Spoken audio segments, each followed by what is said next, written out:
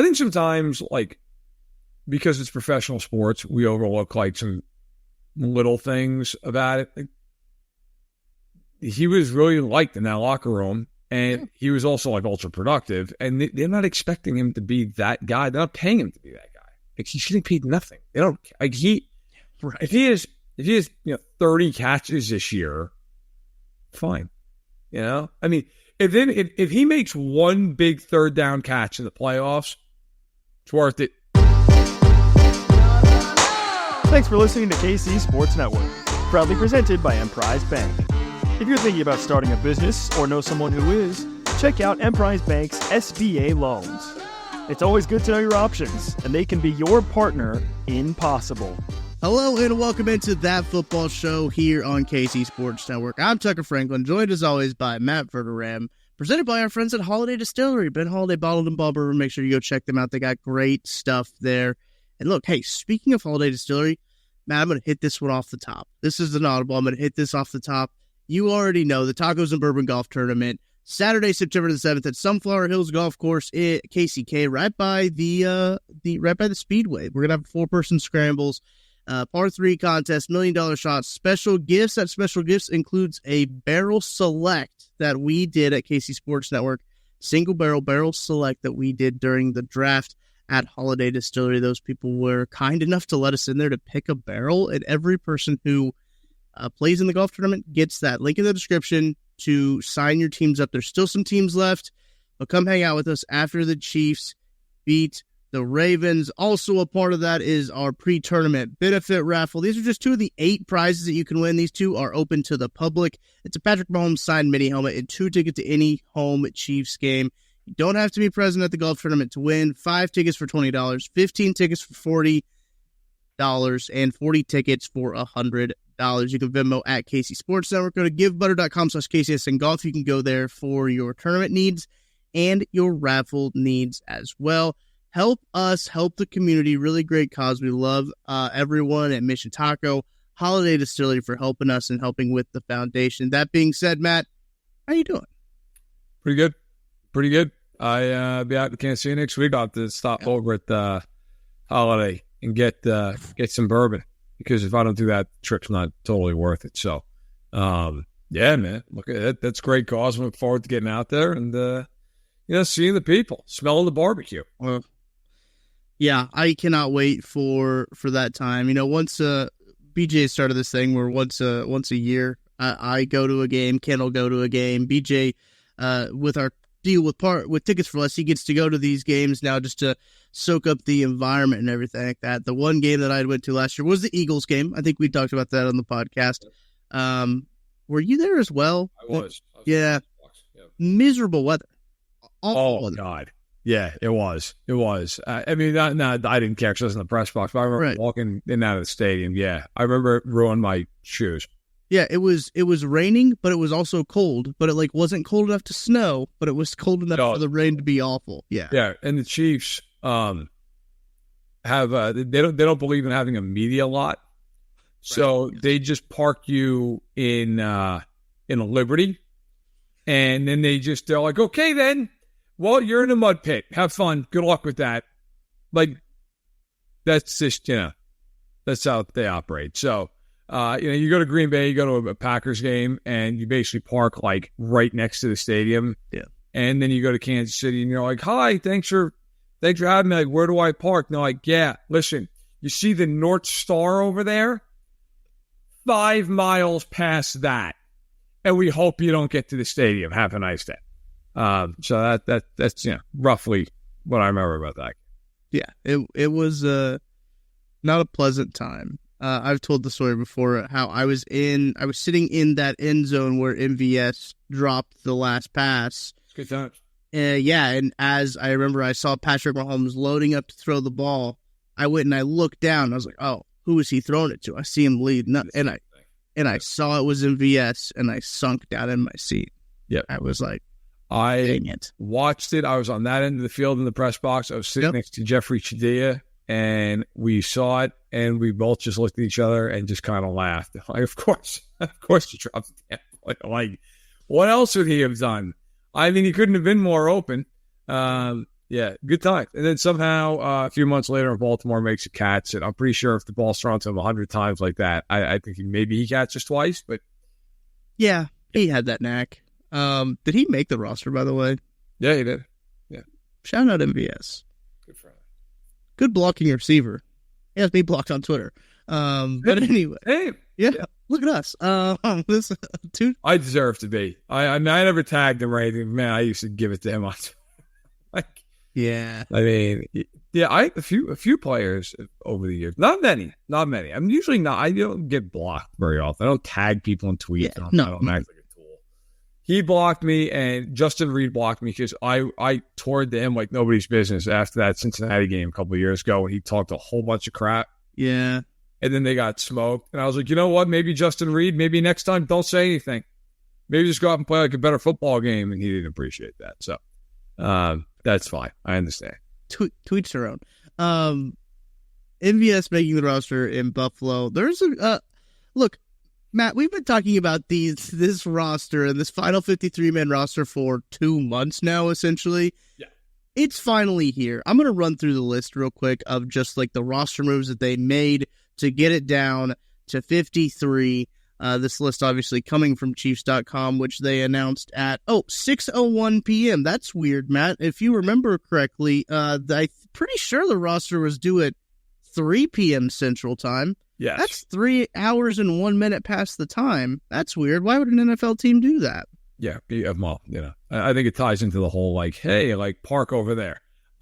It's they're like the parent that is told to show up at the school at 4:00, and they roll in at like 5:15. They're like, oh, getting my nails done, and then the husband was out playing golf, and you know what? Tommy could have just walked.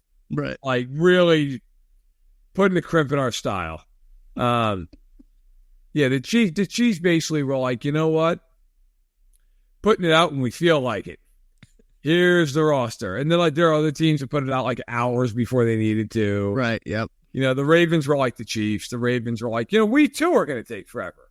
The Giants did the same thing too, where the Giants was longer than the Chiefs. The Giants, they were just trying to get the courage to put that roster out. The Giants were like, can we just not tell anybody? No, you got to do it. Here's the list of the moves. Chiefs traded for Peyton Hendershot. I always want to call him Shoot for some reason. Tight end from Indiana. And Cam Thomas. We'll talk about those guys here in a second. Those were deadline trades. I assume that's what took this roster a little while to get through, but I don't know how much that actually impacted the timing of this roster coming out. Charles Winnie was kept on the PUP list, I should say. He's going to miss at least the first 4 games. Same thing, B.J. Thompson. He was kept on the non-football injury list. He will miss at least the first 4 games, I would anticipate. Both of those guys, probably more than the first 4. Yeah. Here's the long list of waived players. These obviously less than 4 accrued seasons, so they are technically waived. They go through the NFL's waiver system. Amani Bailey, Swayze Bozeman, Baylor Cup, Neil Farrell. Interesting one. They traded a pick for him. Shu Godric, Kamal Haddon, Keontae Ingram, Curtis Jacobs, Truman Jones, Fabian Levitt, DJ Miller, Lucas Niang. Interesting one. Chris Oladokin, Cornell Powell, Generic Prince. Interesting. Luis Rees-Sammet, Nico Remigio, Justin Ross, Keith Taylor, Kadarius Toney, also interesting, and Montreal Washington. Rounding out here, the Chiefs released Deion Bush, Cole Christensen, Matt Dickerson, and Irv Smith, and waived Tyree Gillespie, former safety out of Missouri, MIZ, with an injury designation. So after all that, Matt, biggest takeaway from this roster for you? It's pretty much what I expected it to be. No. I mean, look, the only guy they cut that I was like, wow, really, they cut him was Niang. Yeah, no. And it's not because you're like, damn, Lucas Niang is going to be a first-team All-Pro, but it was more like you just kind of figured he was going to make the team. I mean, they kept 10 offensive linemen, and 4 of them are rookies. It's not enough.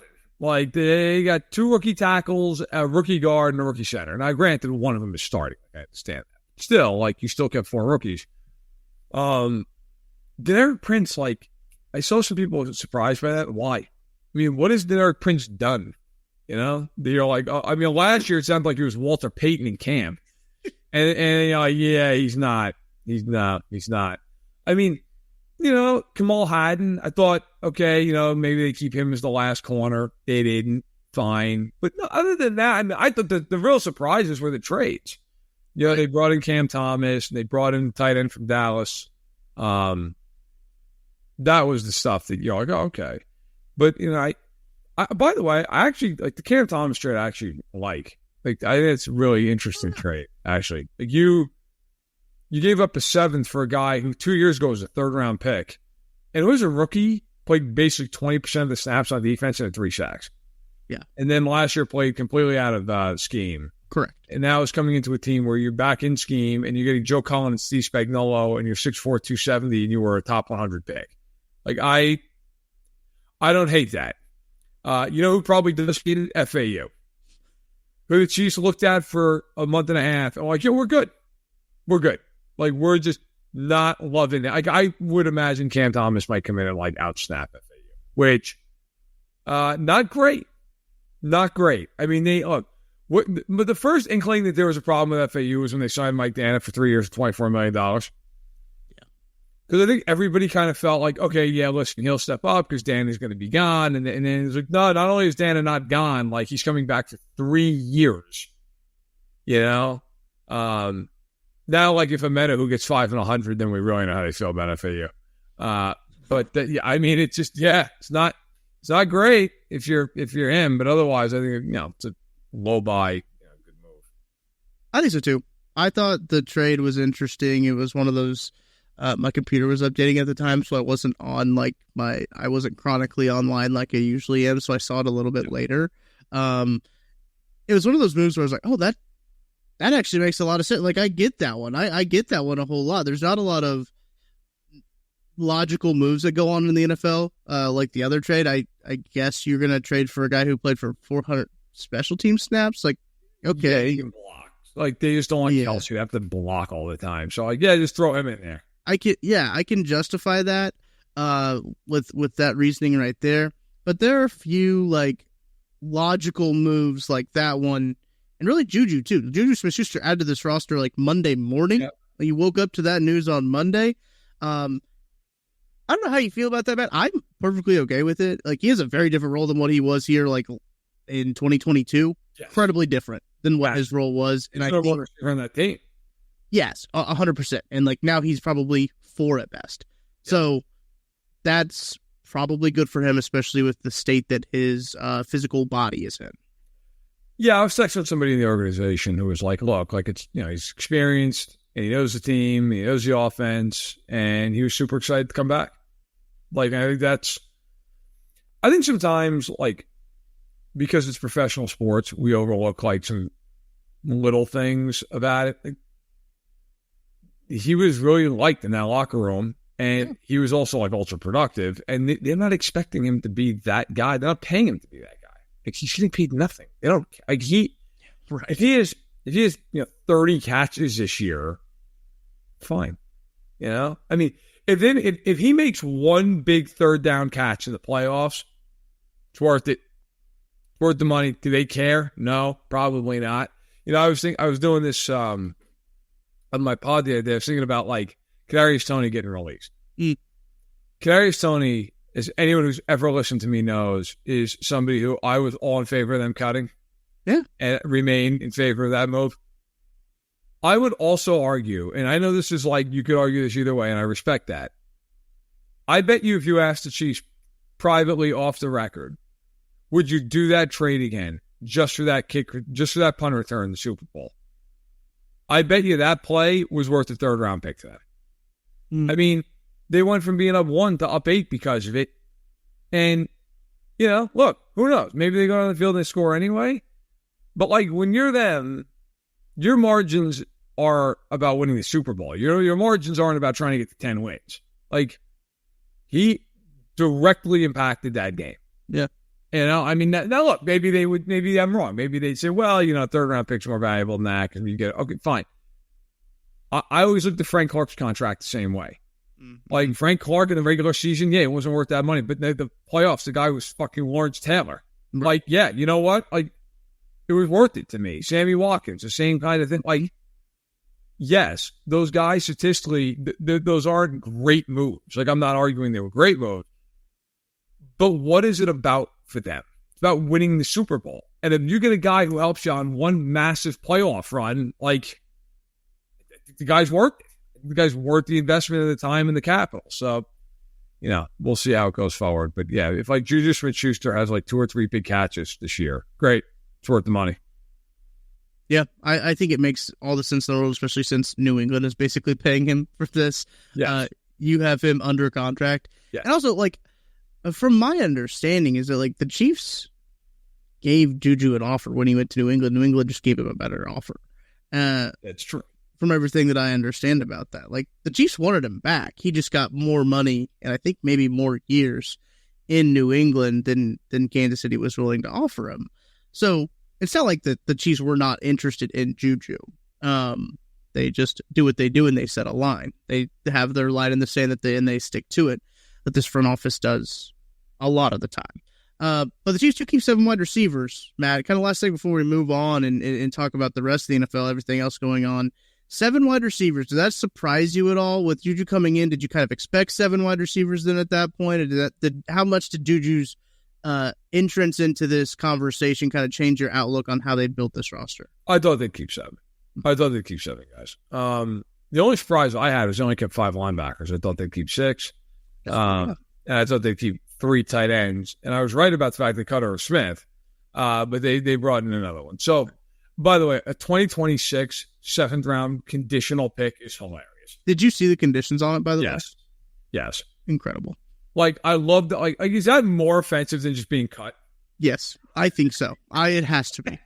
I love that the Chiefs are like, we're not giving you a straight up 7th rounder in 2026.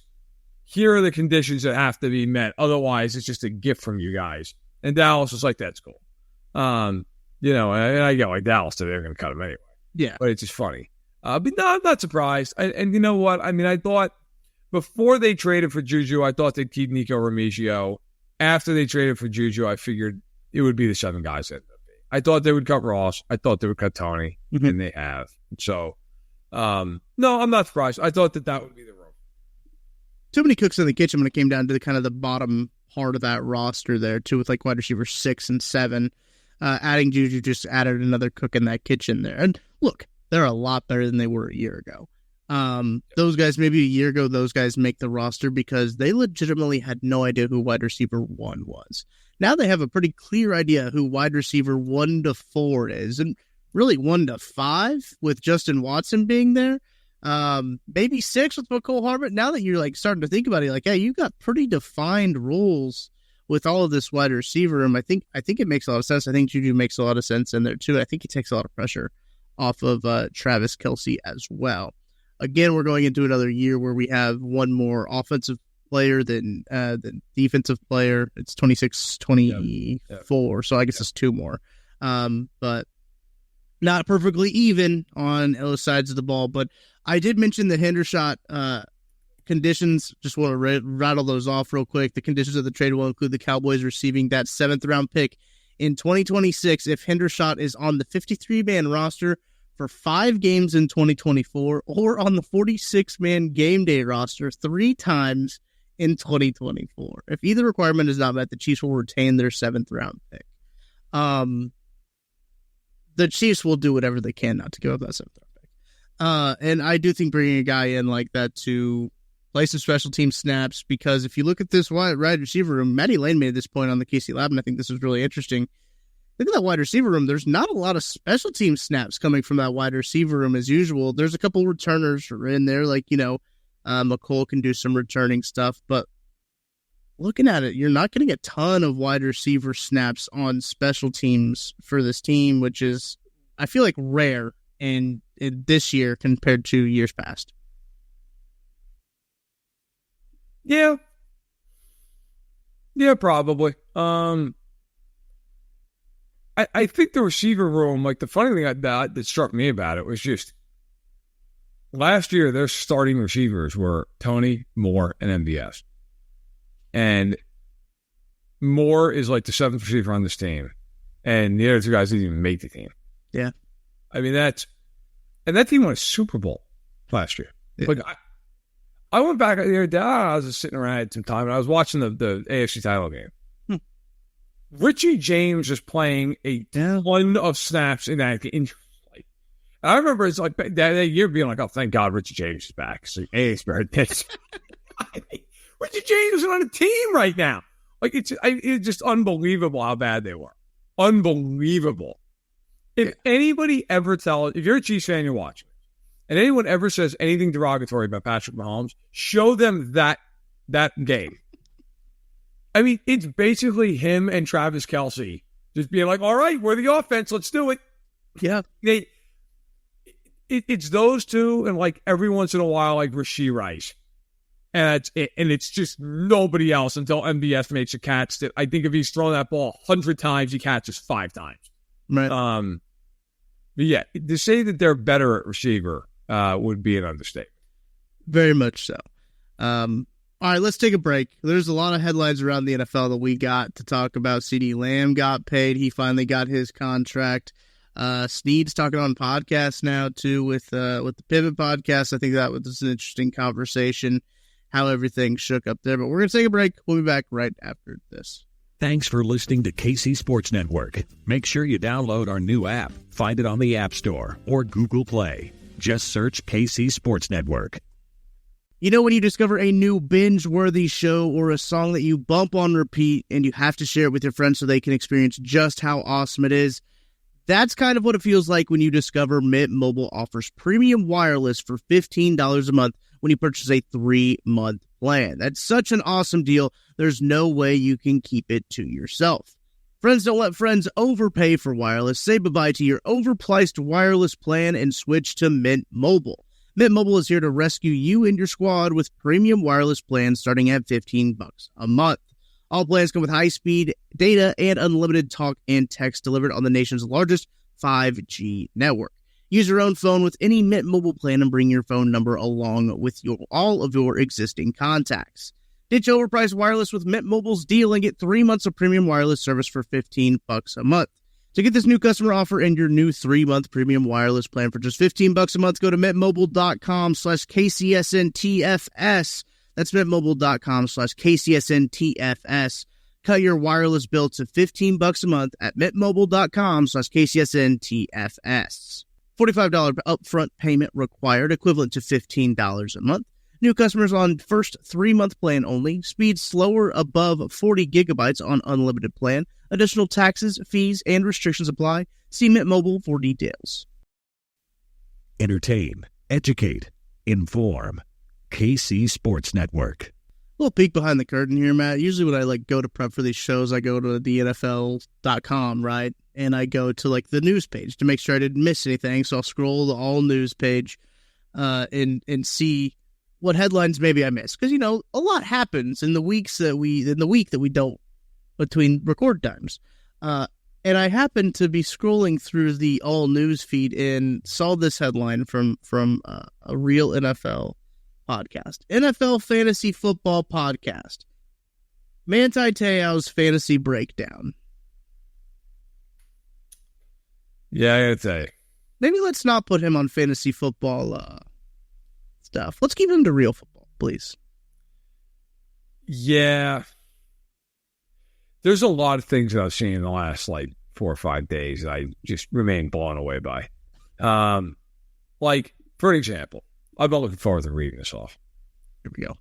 Zach Kiefer does a great job. He writes The Athletic. He does. I have all the respect in the world for Zach. I think the story he wrote on Dave Canales is really good and everybody should read it.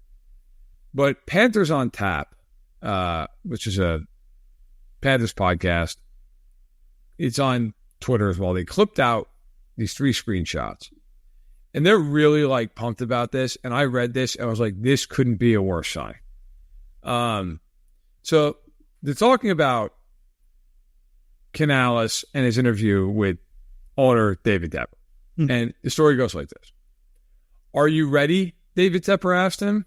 Canales had been waiting years for that question. Still, he left his second interview with Carolina Brass, a 2-hour sit-down at Panthers owner Tepper's house in Charlotte 2 days after the Bucs' divisional playoff loss, conflicted. Canales flew back to Tampa, wrestling over the questions he left unanswered, particularly about what his staff would look like. There were too many unknowns. The next day, he spent 4 hours on the phone, frantically calling coaches around the league. The day after Canales' second interview with the Panthers, after he'd spent all morning calling coaches feverishly trying to build out a staff, his phone buzzed on the drive home. It was Tepper, who just had recently fired Titans coach Mike Vrabel over to his house for a last-minute interview. I'm glad you called, Mr. Tepper, Canales began, because I've got a lot of ideas about the staff. A moment later, he was talking so fast he had to pull over. Tepper interrupted. Dave, no need for that right now. How would you like to be head coach of the Carolina Panthers? Now, look, I got to tell you, I feel like Canales probably should have had to answer the question, like, what his staff would look like, before Tepper was like, Dave, there's no reason to go into minutia about who the hell is going to coach the team. Okay? You've got the job. A little concerning. Yeah. Not saying Dave Canales is going to be a good coach. Maybe he's a great head coach. But David Tepper, not really off to a banging start as the owner of the team. And I know if I were a Panthers fan, it would mildly concern me that Dave Canales spent 2 days like frantically trying to get a staff together because he understands the importance of that. And Tepper was like, Dave, please. Okay, we don't need to talk about who the hell is going to be coaching this team. Would you like the job? I don't know, man. I read that. I was like, I don't know that I love that. Just a thought. It makes you appreciate the Chiefs situation a little bit more when you just like look around the league. And, I feel like a lot of times on this podcast, we help Chiefs fans realize that. I feel like we are a very good perspective podcast in that regard because we do cover the Chiefs and also talk about what's going on in the league. And that is astounding, truthfully, that he's like, no, don't worry about your coaching staff. You're already our coach. Like, well, why do you need a coaching staff? You're the coach. Please. I mean, why bore ourselves with who the hell is going to be the coordinator? Okay? Like, it doesn't matter. I could be the coordinator, Dave. There's that story. And then there was a story that I saw last night that was like, what? And so Travis Kelce bought into a share of a racehorse. Yeah, he did. Okay, which is hilarious. And the horse is named Swift Delivery. Yeah. Pretty fun. Clever. I'll read this straight from Waffle Announcing. So, during Monday's episode of NFL Live, host Laura Rutledge made note of Kelce's recent purchase of an ownership stake in a racehorse named Swift Delivery by stating, quote, Travis Kelce made a big purchase recently. No, not an engagement ring. It was Swift adjacent, end quote. And then Rutledge proceeded to ask Joe's panel what they would name their own racehorses before Schefter interrupted the segment with a fairly major tease. I have a question, Laura. How do you know that Travis Kelce didn't buy an engagement ring? Rutledge then said, I don't know. Do you know? Are you going to break some big news here? Schefter replied by staring and blinking his eyes, suggesting he was withholding information he wasn't prepared to share. I'm just saying that you said he didn't buy an engagement ring, and I'm just wondering how you have that information. And then Booger McFarland chimed in with, the awkward silence right there speaks volumes. Do you know something, Shefty? America wants to know. And we finished this with, all I did was ask a question about how Lauren knew he hadn't bought an engagement ring. That's all I was doing. All right, look, I am nowhere near the NFL insider that Schefter is. If Adam Schefter breaks news of someone else's, if I was Travis Kelce, I would pummel him. Yeah. I like Schefter. I've met him a few times. He's a super nice dude. I have nothing against him at all. I genuinely really like him. If I was Travis Kelce and somebody broke, whether it's him, TMZ, it doesn't matter who the person is, I would absolutely get into a fist fight. Like, what are we doing? ESPN's going around, naming off racehorses they don't own and then be like, hey, by the way, how do you know he's not engaged? And then, just going in this back and forth and, this weird flirty, maybe, maybe not. Guys, we're not in June anymore. We're 8 days from the season, for Christ's sake. Just talk about football. No, let's do this crap. Okay. I saw that headline come across, and I didn't watch the clip because I was like, I am not mentally prepared for that. I'm not mentally prepared for that. But, like, that does seem like a very Schefter thing to do because I feel like Schefter's done that in the past where he's broken, like, personal news out of, what was it, Tua's marriage? Remember when people were reporting on Tua's marriage and he wanted to, like, keep it private that he got married? And he was like, yeah, I don't know how that, like, got out. He's Not today, pal. right. Adam Schefter's, he's on the NFL beat. He's going to do whatever happens with the NFL, which would be the CeeDee Lamb contract. Massive contract for CeeDee Lamb, 4 years, $136 million. Hollywood Brown was stoked for him. Hollywood Brown was very excited for him. I think he streamed on Twitch after it was done. Obviously, teammates in college. They went to college together at Oklahoma. Huge deal. This practically means that, like, Dak's gone, right? Like, that doesn't mean Dak's. There's no way they signed Dak. Doesn't sound great. By the way, as we're doing this, they literally just signed Dalvin Cook. So, the Cowboys have Ezekiel Elliott and Dalvin Cook. Yes. That's a 2011. If this was 6 years ago, they would be unstoppable on the ground. The bad news is it's current day Dalvin Cook, Ezekiel Elliott. Look, man, Jerry's making comments about, Dak's going to have to just do more with less. It's great. That's great. That's what you need to do. That's awesome. Yeah, and then CeeDee Lamb gets paid like he's Justin Jefferson, and Jamar Chase is sitting there just like in a panic room at this point. Mm-hmm. He's playing for $1 million this season, and Mike Brown's just sitting there playing out the deal, taking the tag, maybe a second tag, and good luck to you whenever you go somewhere else with your third. Look, I mean, Jerry could have just paid CeeDee Lamb a year ago and wouldn't have to do this, but he's Jerry. So they waited. Now they have to pay him like $4 extra million a year and more guaranteed money. And look, I mean, this is what Jerry does. Like, Jerry just waits. It's just I fully expect Mike Parsons to have like 20 sacks this year. Yeah. And Jerry goes, what are we supposed to do? Pay him? Yes. And, listen, if you're a Chiefs fan, you can't really mock it because the Chiefs have had a long history of doing this and just sitting on their hands. Although with Mahomes, they signed them as quickly as humanly possible. But, like, in most cases, the Chiefs love to do this. Yeah. They wait, and they wait, and they wait, and they wait, and then they give some guy like $3 extra million a year. But, yeah, I mean, Cowboys and Dak, I have a feeling that's going to be a soap opera all year long. I don't think that story's going away. Did you see the Jerry Jones quote where he said, nobody can be the fucking Cowboys GM better than me? Yes, I did see that. I think it was a Clarence Hill who had that quote. And, I mean, Jerry, 30 years running suggests somebody else could do a better job than you. Maybe giving somebody a crack at it. But no, man, listen, the headlines this week have been flying. Like, you mentioned Manti Te'o earlier, which is more of a funny thing. But, Good Morning Football tweet out while we're doing the show, like, quote, I really like their chances of being competitive in their division. Manti Te'o on the Bengals. I mean, my brother in Christ. Everyone thinks they're going to be competitive in the division. Like, what? I mean, Manti. Okay, listen. I'm going to say a lot of dumb crap over the course of my career. All right? Same. I'm not sitting here on a high horse, swift delivery or not, making fun of anybody for having been. But it's more like, it's not so much the take as it is like the delivery on the social media account. Right. Correct. Like, this isn't a take. Like, we don't have to like tweet this out and be, I'll tell you what I think. Now, if Orlovsky comes out and is like, Mahomes is the 11th best quarterback in football. Okay.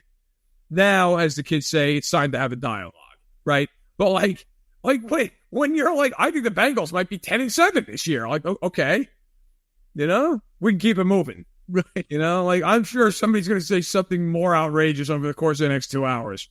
Man, it's also, I have to say this because I feel like it fits the tenor of the show, and I keep thinking about it and it keeps making me laugh. So the Niners play the Jets week 1 on Monday Night Football. Uh-huh. Brandon Ayuk sitting out. Trent Williams is sitting out. Son Reddick is sitting out. They should all just get a suite together and just raucously drink during the game. And have have like ESPN just pan up there like 3 times. I'm like, oh my God, Brandon Ayuk's on his 3rd bottle of Cristal. And like, they're just out there just celebrating. Like, nobody cares. Like, doesn't matter. All going to get paid at some point. Like, especially, it becomes increasingly funny if one team is blowing the other out.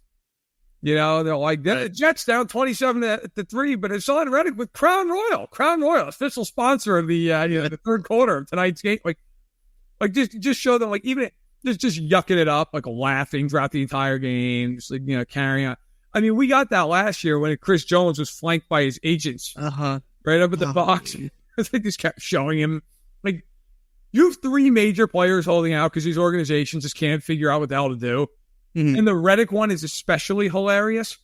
Like, just keep showing them. Like, the whole game. Like, just every time the play stops, like, just show one of them. Great power move by all 3 of these guys. Big Monday Night Football. No, I'm good. I also did love Joe Douglas saying, we're not going to make any concessions for a player who hasn't played for us. At all time. Lacking so much awareness. It's just like, wait a second. Just an all-time quote.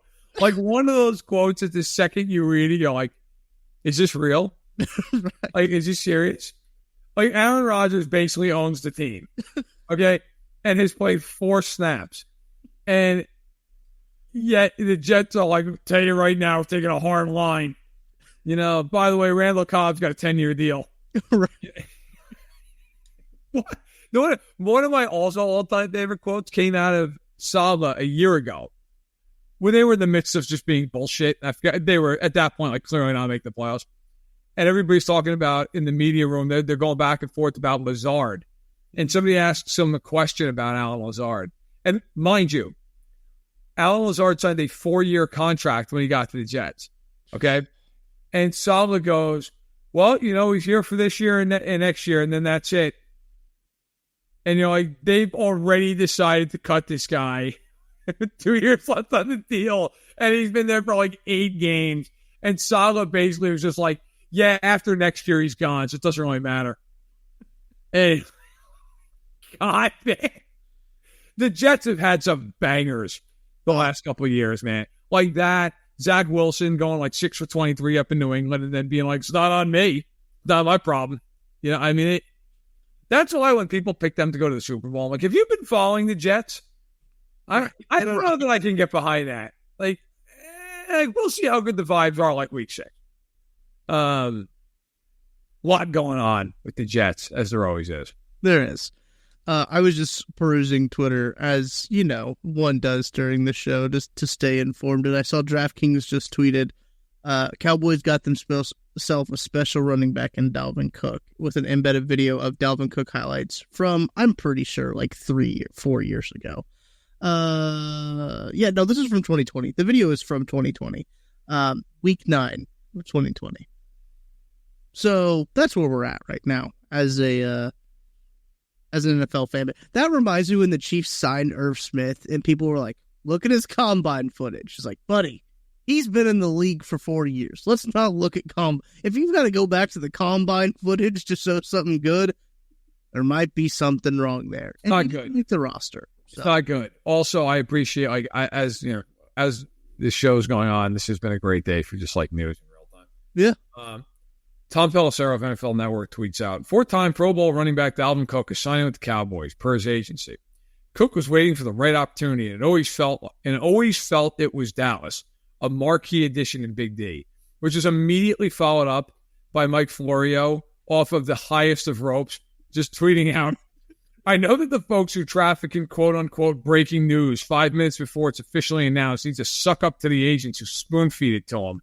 But sometimes a gratuitous praise for the player and or the agent does get a little ridiculous. And I got to tell you, I actually agree with Mike Florio. Yeah, he makes a good point. Can't believe football's back, damn it. Like, we are having a good old-fashioned insider off with Pelissero tweeting out that he always felt like it was Dallas. Bro, it was only Dallas because it was only Dallas. Right. Okay? Like, let's just call it what it is. And the marquee doing a heavy lift there. Like, he's a marquee free agent. I forgot Dalvin Cook was a free agent until he was signed. Like, I haven't heard one human being inside or outside the league go, man, I wonder where Dalvin Cook's going to go. Like, not one person, right? And, you think, like, okay, this is going to fly under the radar or whatever. And then Pelissero tweets out that he's a marquee free agent. And then Florio's like, yeah, F that. Here's what I think about that. By the way, in case you were wondering, the marquee free agent that is Dalvin Cook last year played for 2 teams. And he rushed for 214 yards on 3.2 yards per carry, zero touchdowns. He also caught 15 passes and somehow managed 78 yards. So, not great. As we go into the old age 29 season here, he's on his 4th team in 3 seasons. But yes, a marquee free agent has landed. He is in Dallas, and he was waiting for this opportunity, and he always thought it was Dallas. And as it turns out, it was Dallas. And so, thank God for Dalvin Cook landing where he always felt like that was where the right place was. Incredible. I do think it did get really old when the tweets were coming out about, like, this guy's getting cut. He's had a really good camp. Expect him to land elsewhere. How many people are you going to say that about? How many people had really good 3 seconds? Oh, 100%. We could make for 40 minutes. I mean, the breathless reporting out of Denver. Tim Patrick, they've got to market. No, he got cut. Samaje Perine, 31 teams are on the phone. Nah, he got released. It's like, guys, who the hell's going to trade for Samaje Perine? Right. Like, we've talked about Perine. We both like him. Like, he's a good player. I'm not shitting on Samaje Perine, but, like, he's a 30-year-old running back. Right. I mean, like, who the hell's like, yeah, here's a 4th? Like, it just, like, somebody in Denver, Sean Payton, was was leaking out to anyone who would listen, like, yeah, listen, absolutely. Like, we got to market. And every other team in the league was like, the hell you do. Let's see that market develop. Like it's so shameless. Yes. So, like, I get it. If you're Denver, like, what the hell? You got to try. Like, I get why. But there does come a point to, and by the way, the Chiefs are no different. Okay. The Chiefs, I saw reports coming out about Tony, like, they were trying to trade him. I can only imagine Brett Veach calling up the Giants, and be like, you want him back? Click. And then, like, calling up, like, the Steelers, be like, hey, listen, we'll take, like, an 8th round pick. And so I was like, no, that's tough. But, like, at least the Chiefs had the decency not to leak out that they were going to try to trade Kadarius Toney, and just afterwards are like, yeah, we tried. No takers. Where, like, Denver, it was like they were trading Patrick Surtain. Yeah. And then it was like, oh, as it turns out, nobody wants any of our guys. No kidding. Nobody wants somebody who couldn't make Denver's 53-man roster.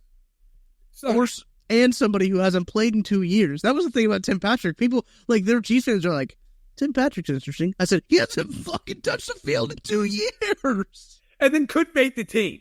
Right. Like it's not like you're looking at Denver's, depth chart here going, oh my God. I mean, well, of course he couldn't make the team. Because look at this Jerry Rice, John Taylor combination they've got going. I mean, let me quickly read as we're about ready to wrap it here. Here's Denver's wide receiver room. Cortland Sutton, Josh Reynolds, Marvin Mims, Devon Vale, and Troy Franklin. They got 5 guys. Like, little Jordan Humphrey, man, didn't make the team. Brutal. I mean, this is a team, which, by the way, if anyone out there, if you have a friend in your life who picks the Broncos to make the playoffs, immediately get them help. I've already seen 2 or 3 people be like, tell you what, they're preseason. That's nice. You know what looked great in the preseason last year, too? Kenny Pickett. Okay? Like, you look at Denver's roster, it is brutal.